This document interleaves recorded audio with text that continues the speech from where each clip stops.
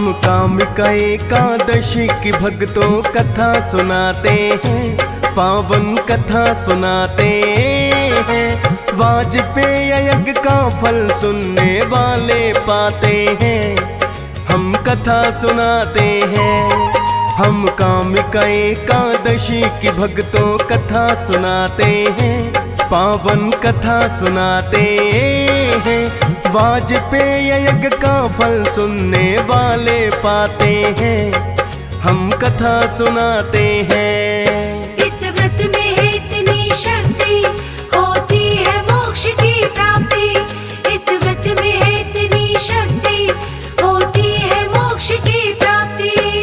प्रिय भक्तजनों, आज हम आपको श्रावण मास के कृष्ण पक्ष में आने वाली एकादशी, जिसे कामिका एकादशी कहा जाता है, की कथा सुनाएंगे। प्रिय भक्तों, धार्मिक मान्यता है कि एकादशी का व्रत करने से व्यक्ति द्वारा अनजाने में किए हुए पाप भी नष्ट हो जाते हैं तथा पृथ्वी दान और गौदान समतुल्य फल की प्राप्ति होती है। अतः साधक श्रद्धा भाव से कामिका एकादशी पर श्री हरि विष्णु एवं माता लक्ष्मी की पूजा उपासना करते हैं। सावन मास होने के कारण साथ ही भोलेनाथ और माता पार्वती की पूजा भी की जाती है, जिससे इस व्रत का महत्व और भी बढ़ जाता है। तो आइए भक्तों, सुनते हैं कामिका एकादशी व्रत का महात्म्य और कथा।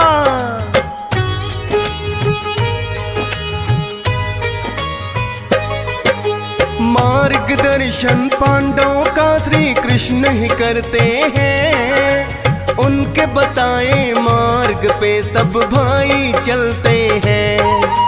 नैतिक और धार्मिक शिक्षा का भी देते हैं ज्ञान, रक्षक बनकर सदा खड़े हैं श्री कृष्ण भगवान। युधिष्ठिर को जब कोई उनसे प्रश्न पूछना हो, श्री कृष्ण के पास ही आते हैं वो पूछने को।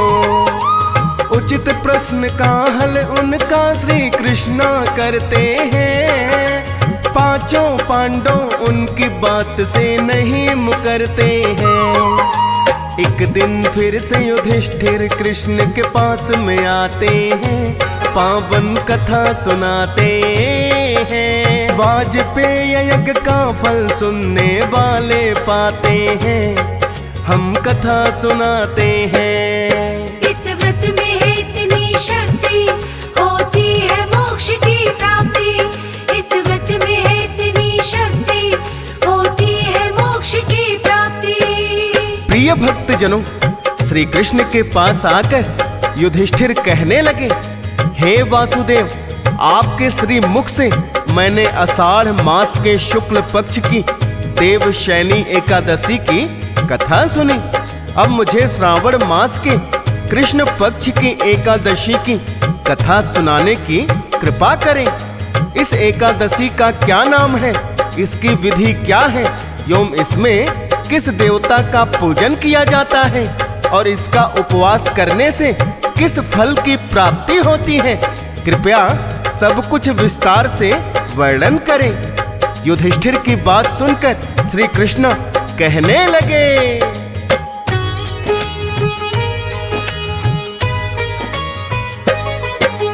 उत्तम प्रश्न ये बड़ा युधिष्ठिर आपने आज किया।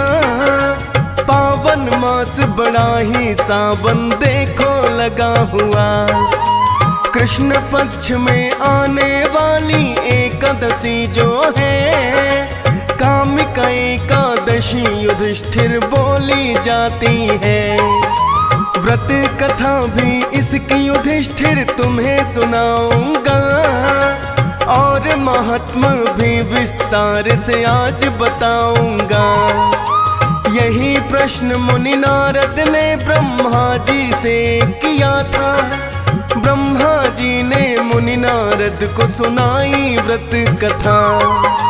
प्रसन्न जिसको सुन के मुनि नारद हो जाते हैं, पावन कथा सुनाते हैं। वाजपेय यज्ञ का फल सुनने वाले पाते हैं, हम कथा सुनाते हैं। इस व्रत में है इतनी शक्ति, होती है मोक्ष की प्राप्ति। इस व्रत में है इतनी शक्ति, होती है मोक्ष की प्राप्ति। प्रिय भक्तजनों, श्री कृष्ण ने युधिष्ठिर को बताया कि हे युधिष्ठिर, कामिका एकादशी की व्रत को सर्वप्रथम ब्रह्मा जी ने मुनि नारद को सुनाया था। मुनि नारद ने यही प्रश्न जब ब्रह्मा जी से किया तो ब्रह्मा जी ने मुनि नारद की इच्छा जानकर कहा, हे नारद, आपने बड़ा ही सुंदर प्रस्ताव किया है, अब आप इसे ध्यान पूर्वक सुने। कामिका एकादशी की कथा सुनने मात्र से ही वाजपेय यज्ञ का फल प्राप्त होता है। कामिका एकादशी व्रत में शंख चक्र गदाधारी भगवान विष्णु का पूजन होता है। जो मनुष्य इस एकादशी को धूप दीप नवेद आदि से विष्णु भगवान की पूजा करते हैं, उन्हें गंगा स्नान के फल से भी उत्तम फल की प्राप्ति होती है।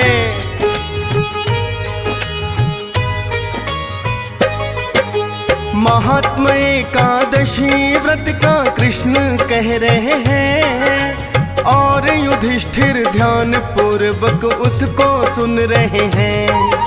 सूर्य ग्रहण में स्नान जो जाकर कुरुक्षेत्र किया जाए, कामिका एकादशी व्रत फल उसके सम ही बताए। व्यतिपात में गंडक नदी में जैसे किया हो स्नान, या सागर और वनों सहित कर दी हो पृथ्वी दान। चंद्र ग्रहण में जैसे कि केदार में स्नान किया, या आभूषणों सहित किसी बछड़े का दान किया। कामिका एकादशी व्रत फल वैसा पाते हैं, पावन कथा सुनाते हैं। वाजपेय यज्ञ का फल सुनने वाले पाते हैं, हम कथा सुनाते हैं। इस व्रत में है इतनी शक्ति, होती है मोक्ष की प्राप्ति। इस व्रत में है इतनी शक्ति, होती है मोक्ष की प्राप्ति।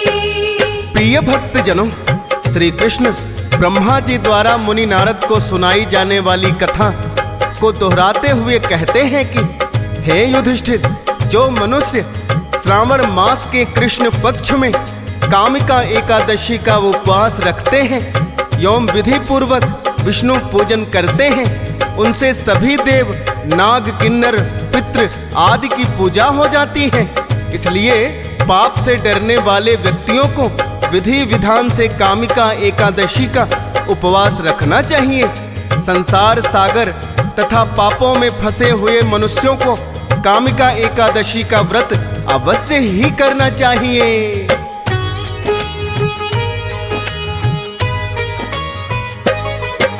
युधिष्ठिर से फिर श्री कृष्ण ने भक्तों आगे कहा, सुनो युधिष्ठिर महात्म कामिका एकादशी का। आध्यात्म विद्या से होती जिस फल की प्राप्ति है, कामिका एकादशी व्रत में उतनी ही शक्ति है। व्रत करने से ना यमराज के दर्शन होते हैं, ना ही कष्ट नरक के उनको भोगने पड़ते हैं। कामिका एकादशी व्रत के समना कोई दूजा, तुलसी दल से करनी चाहिए विष्णु जी की पूजा।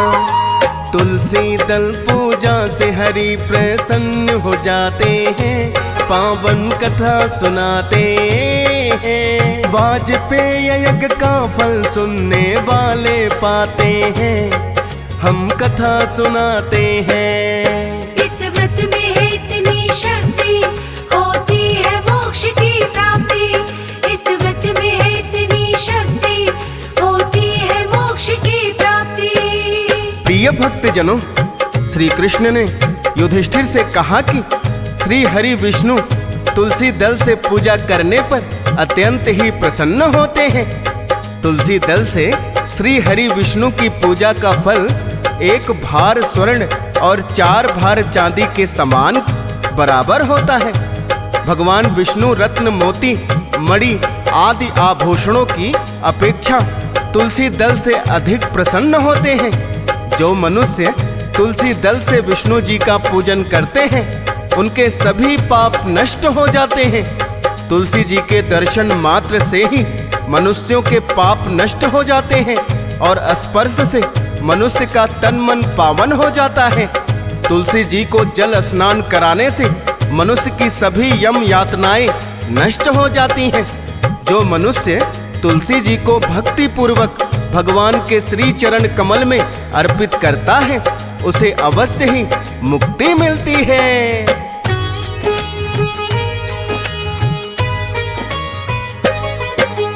जो रात्रि में दीपदान और करते जागरण है, चित्रगुप्त उनके पुण्यों को लिखने में असमर्थ है। हरि चरणों में तेल या घी का जो भी दीप जलाते, सूर्य लोक में सहस्त्रों दीपों का प्रकाश वो पाते। रात्रि में जगराते का फल होता बड़ा महान और जागरण में उत्तम होता है दीप का दान। रात्रि जागरण में जो विष्णु जी के हैं गुण गाए, स्वर्ग लोक से उनके पितृ भी उतर के आ जाए। आशीर्वाद वो अपने पितरों का भी पाते हैं, पावन कथा सुनाते हैं। वाजपेय यज्ञ का फल सुनने वाले पाते हैं, हम कथा सुनाते हैं। इस व्रत में है इतनी शक्ति, होती है मोक्ष की प्राप्ति। इस व्रत में है इतनी शक्ति, होती है मोक्ष की प्राप्ति। प्रिय भक्त जनों, श्री कृष्ण ने युधिष्ठिर को कामिका एकादशी व्रत का महत्व विस्तार पूर्वक समझाया और बताया कि कामिका एकादशी व्रत करने से और रात्रि में हरि जागरण करने एवं दीप दान करने से उत्तम फल की प्राप्ति होती है। साथ ही ये भी बताया कि सावन मास भोलेनाथ को बड़ा ही प्रिय होता है, अतः सावन माह की दोनों एकादशियों में विष्णु जी और माता लक्ष्मी के साथ साथ भगवान भोलेनाथ और माता पार्वती की पूजा करना भी परम फलदायी माना जाता है। इसके पश्चात श्री कृष्णा कहने लगे कि हे युधिष्ठिर, व्रत करने वाले जातकों को पूजा पाठ और आरती के पश्चात कथा का पठन एवं श्रवण अवश्य करना चाहिए।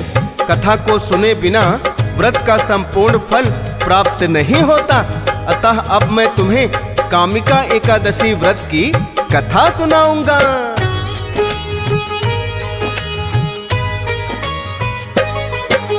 ध्यान लगा कर सुनो युधिष्ठिर अब तुम व्रत कथा। किसी गांव में बलशाली एक क्षत्रिय रहता था, पर वो क्षत्रिय विष्णु जी की करता है भक्ति।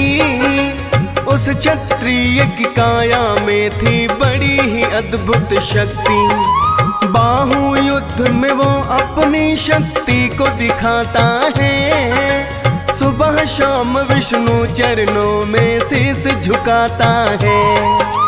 ऐसा कोई बलशाली योद्धा दूर दूर नहीं है, पर अपनी शक्ति पर उसने किया गुरूर नहीं है। चारों ओर उसके बल के चर्चे हो जाते हैं, पावन कथा सुनाते हैं। वाजपेय यज्ञ का फल सुनने वाले पाते हैं, हम कथा सुनाते हैं। इस व्रत में है इतनी शक्ति, होती है मोक्ष की प्राप्ति। इस व्रत में है इतनी शक्ति, होती है मोक्ष की प्राप्ति। प्रिय भक्त जनों, श्री कृष्ण ने व्रत कथा को आगे बढ़ाते हुए युधिष्ठिर को बताया कि वो क्षत्रिय बलवान होने के साथ साथ विष्णु जी का भक्त भी था। आसपास में जब भी कोई बाहु युद्ध प्रतियोगिता होती तो सदैव वही विजयी रहता था। इस प्रकार उसकी शक्ति के चर्चे आसपास के सभी गांवों में थे। एक दिन वो क्षत्रिय किसी काम से पास के गांव में जा रहा था और एक ब्राह्मण उसे रास्ते में मिल गया।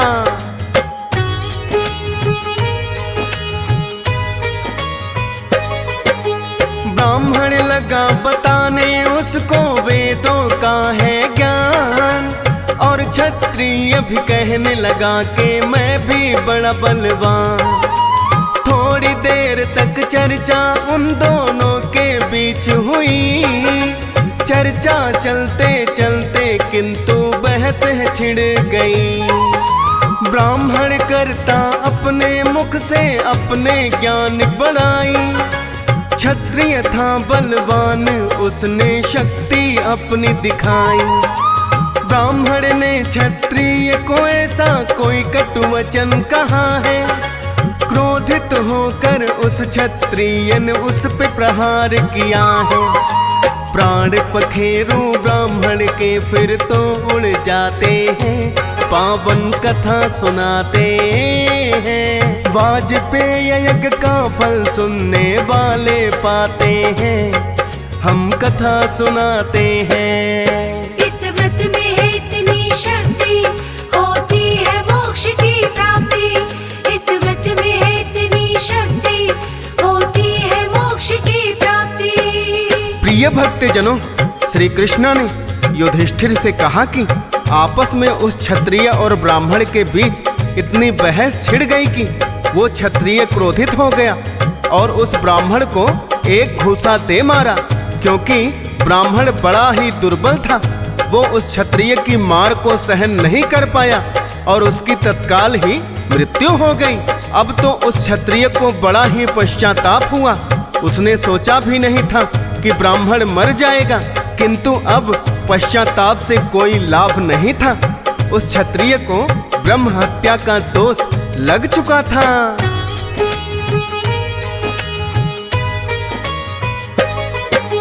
ब्रह्म हत्या करके वो क्षत्रिय बड़ा पछताया।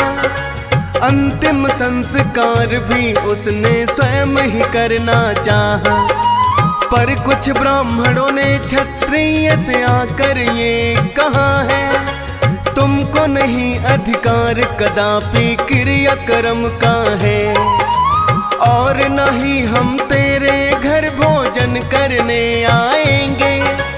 तुमने ही हत्या की इसकी सबको बताएंगे, या फिर पहले ब्रह्म हत्या के दोष से मुक्ति पाओ। बोला क्षत्रिय आप ही हमको युक्ति कोई बताओ। दयावान से ब्राह्मण युक्ति उसे बताते हैं, पावन कथा सुनाते हैं। वाजपेय यज्ञ का फल सुनने वाले पाते हैं, हम कथा सुनाते हैं। इस व्रत में है इतनी शक्ति, होती है मोक्ष की प्राप्ति। इस व्रत में है इतनी शक्ति, होती है मोक्ष की प्राप्ति। प्रिय भक्तजनों, श्री कृष्ण ने युधिष्ठिर से कहा कि हे युधिष्ठिर, जब उन ब्राह्मणों ने क्षत्रिय को उसी के हाथों मृत्यु को प्राप्त हुए ब्राह्मण का क्रियाक्रम करने से रोक दिया और कहा कि तुम ब्रह्म हत्या के दोषी हो, तुम्हें क्रियाक्रम करने का कोई अधिकार नहीं, जाओ पहले ब्रह्म हत्या के दोष से मुक्ति पाओ, तो क्षत्रिय ने उन्हीं ब्राह्मणों से विनती की कि हे ब्रह्मदेवों, मुझसे अनजाने में ही ये अपराध हुआ है, किंतु ब्रह्म हत्या से मुक्ति का उपाय भी आपको ही बताना होगा। तब वो ब्राह्मण उस क्षत्रिय को विधि पूर्वक कामिका एकादशी का व्रत करने के लिए कहते हैं। ब्राह्मणों के कहने से उस क्षत्रिय ने पूरे विधि विधान से कामिका एकादशी का व्रत किया।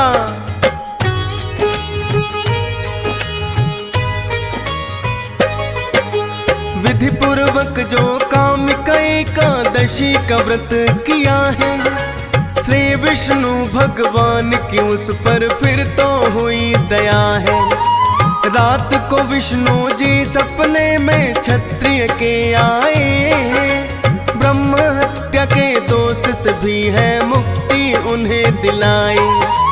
उस क्षत्रिय ने सभी ब्राह्मणों को बतलाया है, क्रिया कर्म सबने मिलकर पूरा करवाया है।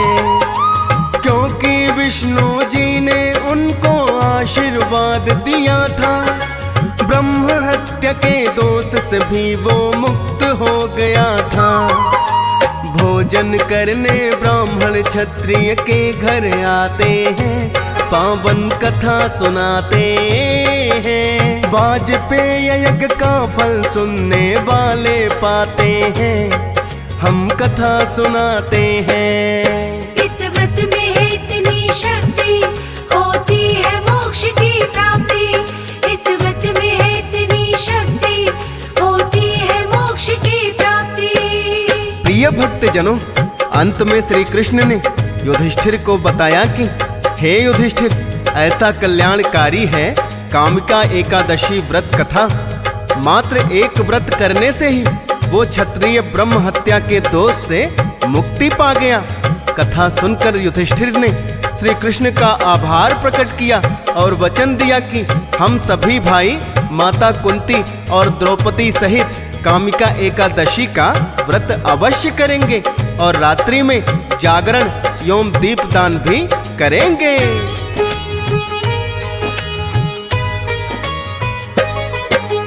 कामिका एकादशी व्रत कथा बोले युधिष्ठिर सुनकर, हम भी कामिका एकादशी का व्रत करेंगे मिलकर।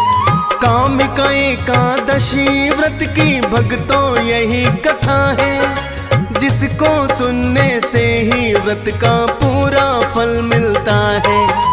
पूजा पाठ के बाद कथा को अवश्य सुनना चाहिए। श्री विष्णु भगवान की भक्तों फिर तो कृपा पाइए। हरि चरणों में वंदन करता हंस राज रिलहन, दियस पालन कर दिया भक्तों व्रत कथा का वर्णन। फौजी सुरेश के शब्द हैं जो भक्तों को भाते हैं, पावन कथा सुनाते हैं। वाजपेय यज्ञ का फल सुनने वाले पाते हैं, हम कथा सुनाते हैं। इस व्रत में है इतनी शक्ति, होती है मोक्ष की प्राप्ति। इस व्रत में है इतनी शक्ति, होती है मोक्ष की प्राप्ति।